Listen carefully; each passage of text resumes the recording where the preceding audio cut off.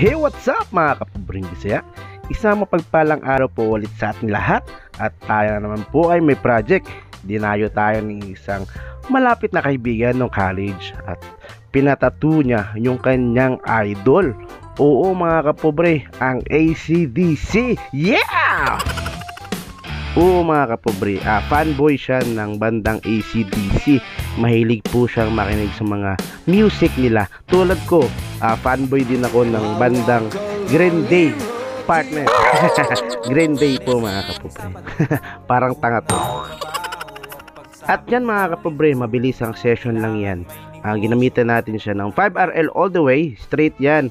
At ang gamit natin shader dyan is 9RL para medyo kumapal naman ng konti. Mabilis lang yan. Pagkatapos dyan mga kapobre, hindi na rin ako nagpatumpik-tumpik at tinira na natin yung pangalawang tattoo niya. Yan po ang pangalawang tattoo niya, ang kanyang birth year, syempre 1995. Maraming salamat po sa app kung saan po natin kinuha yung mga design na tinira natin kay sir, tulad ng Pinterest. Free po yung mga design na mga gusto nyo. At di kinatagalan mga kapobre, siguro almost 2 minutes natapos natin agad yung lane niya. Ganyan po kabilis mga kapobre, wala pong patupik-tumpik. Ganyan po si Pobring Bisaya.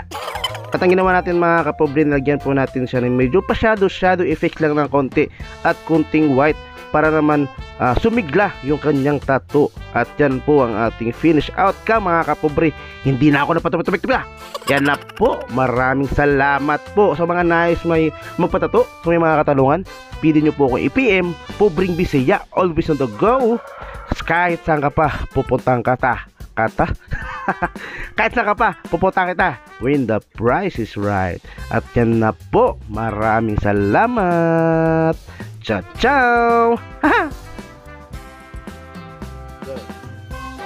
Ano?